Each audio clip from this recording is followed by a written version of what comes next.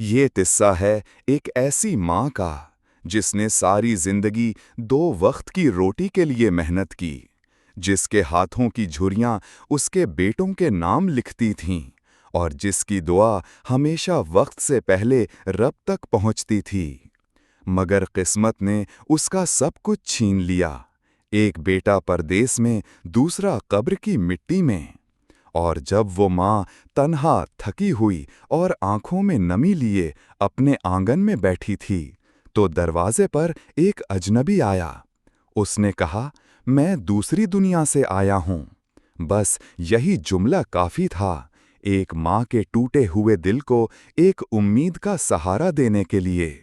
और उसने अपना सब कुछ इस मुसाफिर के हवाले कर दिया, सिर्फ इस उम्मीद पर कि शायद उसका मरहूम बेटा अब भी कहीं जिंदा है, किसी और दुनिया में।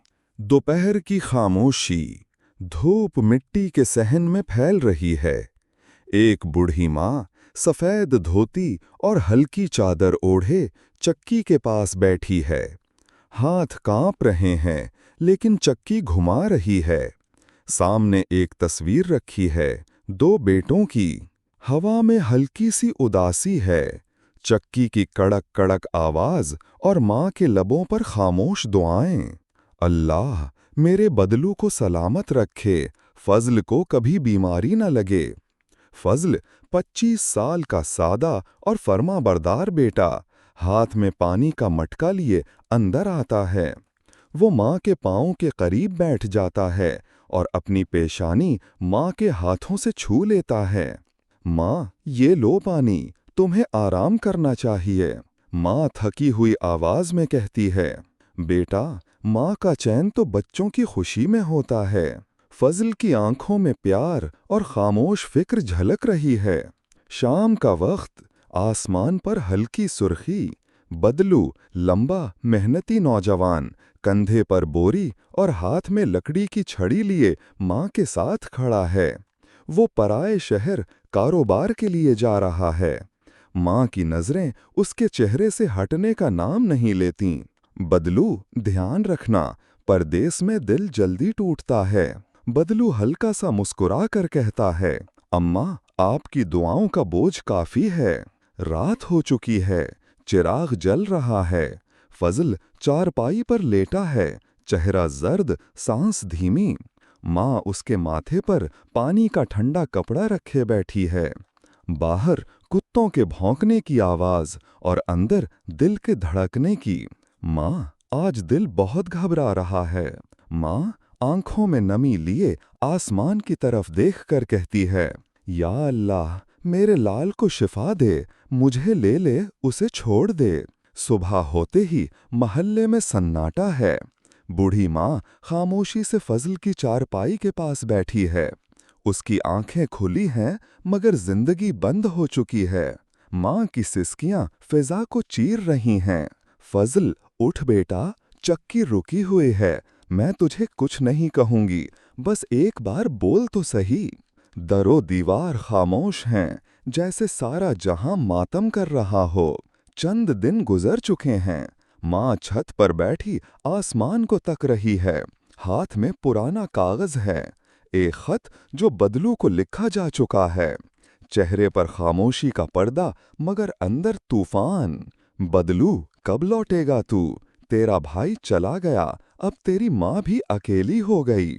हवा में वो खत लहरा रहा है, जैसे दुआएं पुकार रही हों। शाम ढल रही है, दरवाजे पर दस्तक होती है। बूढ़ी अम्मा आहिस्ता कदमों से बाहर निकलती है।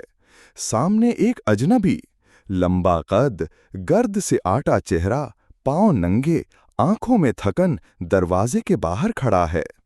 दादी अम्मा, बहुत दूर से आया हूं, रात यहीं बसर करने की इजाजत मिलेगी? बूढ़ी अम्मा पलक झपककर उसे देखती है, फिर धीरे से मुस्कुरा देती है। आजा बेटा, रात ही तो गुजारनी है, घर थोड़ी उठा ले जाओगे। अंदर सहन में दिया जल रहा है। मुसाफिर चटाई पर बैठा है। बूढ़ी अम्मा उसके सामने पानी रखती है। बातों बातों में वो मुसाफिर बोलता है, मैं तो दूसरी दुनिया से आया हूं, बहुत लंबा सफर था। ये अल्फाज सुनते ही अम्मा की नज़रें ठहर जाती हैं, उसकी पलकें लरसती हैं। बेटा, मेरे फजल को भी दूसरी दुनिया में गए महीना हो गया है। क्या तू उसे जानता है?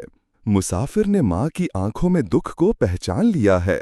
वो लम्हा भांपता है और हल्की मुस्कुराहट छुपाकर बोलता है, फजल, अरे दादी माँ, वो तो मेरा दोस्त है। एक ही कोठरी में रहते हैं, बहुत ही नेक लड़का था। माँ का चेहरा खिलता है मगर आंखें भीगने लगती हैं। मेरा फजल क्या करता है अब वहां, खुश है ना? मुसाफिर झूठी बातों का जाल बन रहा है। वो आहिस्ता से बोलता है, क्या बताऊं दादी, फजल मियाँ तो बकरियां चराते हैं, कपड़े भी तार तार हो चुके हैं, बेचारा जंगलों में मारा मारा फिरता है। माँ की सांस अटक जाती है, चेहरा सुन्न हो जाता है। हाय मेरे लाल, वहां भी आराम ना मिला तुझे। वो पलकें बंद करती है, जैसे दुख का समंदर अंदर समो रही हो। माँ अंदर के कमरे में जाती है, एक पुराना संदूक खोलती है, उसमें रखे कपड़े का थान निकालती है और कुछ रुपए भी। वापस आकर बोलती है, बेटा, ये 40 गज कपड़ा है और ये 50 रुपए, मेरे फजल को दे देना। इसे कहना माँ ने अपनी तरफ से ये भेजा है। मुसाफिर हाथ जोड़कर कहता है, दादी माँ, मैं जरूर पहुंचा दूंगा। माँ आहिस्ता से उसके हाथ थाम लेती है, जैसे उसे फजल के हाथ लग रहे हों। सुबह की रोशनी उफुक पर नमूदार हो रही है। सहन खाली है, चिराग बुझ चुका है। मुसाफिर दरवाजे से निकल रहा है, हाथ में थान और रुपए। वो पलटकर एक नज़र घर को देखता है और ज़ेरे लब कहता है, अरे दादी माँ, तेरी सादगी तो मेरी रोटी बन गई। फिर लंबे कदमों से गली में गुम हो जाता है। दोपहर के वक्त गली में घोड़े के टापों की आवाज गूंजती है। माँ सहन में झाड़ू लगा रही है, आवाज सुनकर लरसती है। दरवाजे पर नजर पड़ती है, बदलू, चेहरा धूप से झुलसा हुआ, आंखों में थकन और इंतजार, घर में दाखिल होता है। बूढ़ी अम्मा की आंखों में नमी तीरने लगती है। बदलू, मेरा बेटा, तू आ गया। माँ लपक कर उसे गले लगा लेती है, जैसे बरसों का बोझ कंधों से उतर गया हो। माँ और बेटा घर के अंदर बैठे हैं। बूढ़ी अम्मा फजल की चारपाई की तरफ इशारा करती है, आवाज में थकन, आंखों में आंसू। बदलू, तेरा भाई अब दूसरी दुनिया में है, मुझे तन्हा छोड़ गया।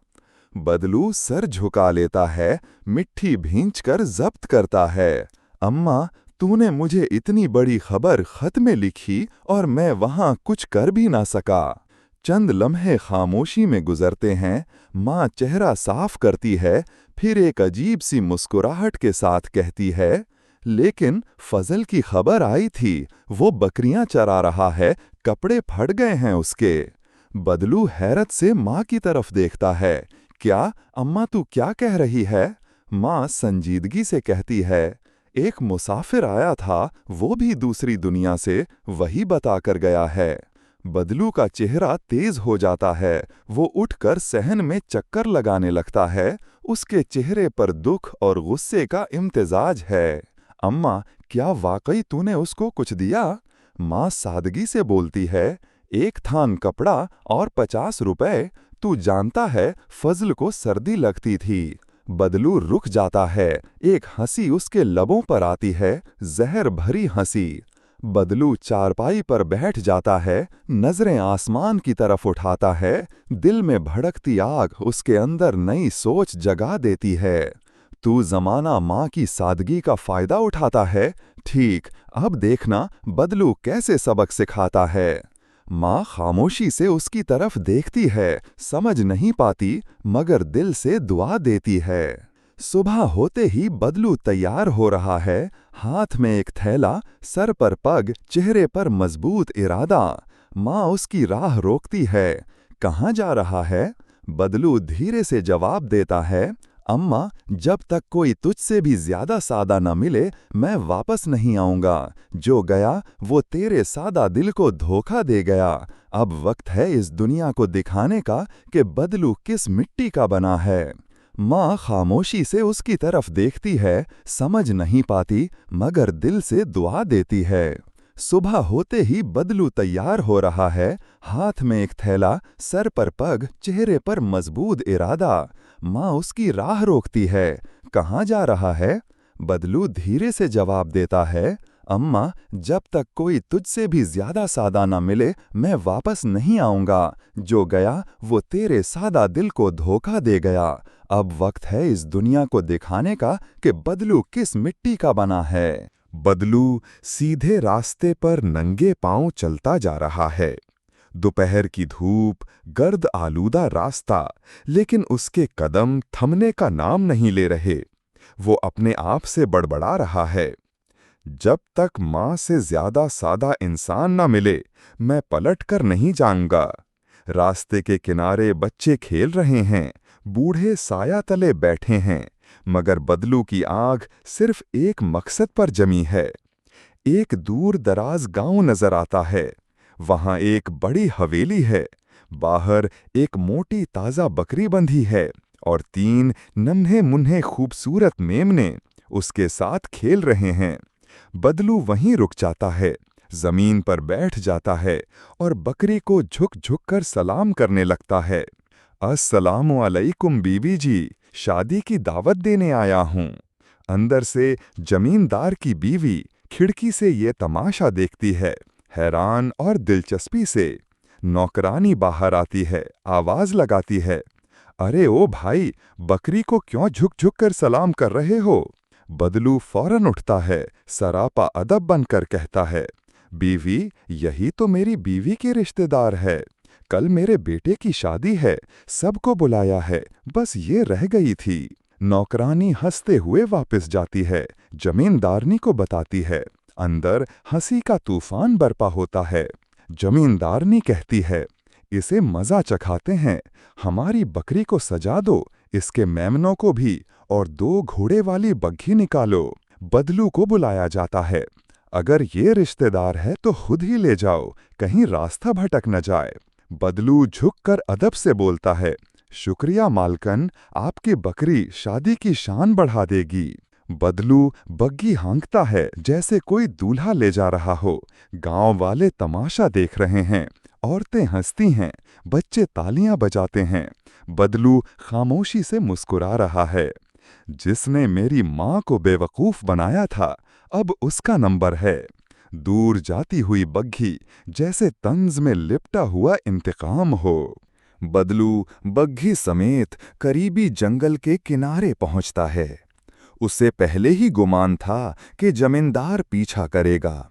वो बग्घी को झाड़ियों के पीछे छुपा देता है। घोड़े बंधे हैं, बकरी और मेमने खामोश बैठे हैं। बदलू अपने कपड़े झाड़ता है, टोपी उतारता है और जमीन पर रखकर बैठ जाता है, बिल्कुल मासूम शक्ल बनाकर। जमींदार तेज घोड़े पर पहुंचता है। बदलू को टोपी के पास बैठा देखता है। घोड़े की लगाम खींचकर पूछता है, ओ भैया, 1-2 घोड़ों की बग्घी केकी है, अंदर 1 बकरी और 3 मेमने भी थे। बदलू झुककर बोलता है, जी हुजूर, देखी थी, बड़ी शान से जा रही थी, मगर रास्ते बहुत उलझे हुए हैं, अगर आपको रास्ते का पता ना हो तो भटक जाएंगे। जमींदार इल्तिजा करता है, तो फिर मेरी मदद कर, घोड़े पर बैठ जा, हम उसे ढूंढ निकालेंगे।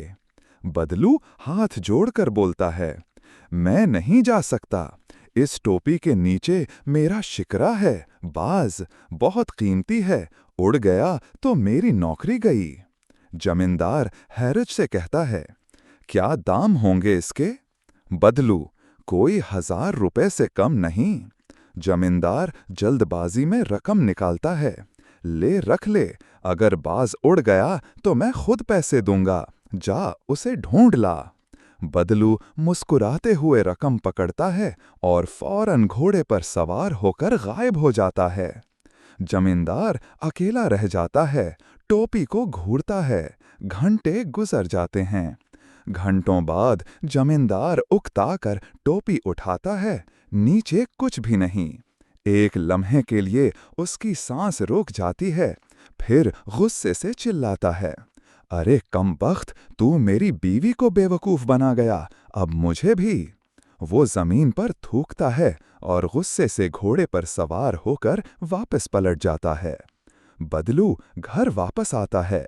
3 घोड़े, बग्घी, बकरी और उसके 3 मेमने साथ। माँ सहन में बैठी पुरानी चादर ओढ़े आसमान को तक रही।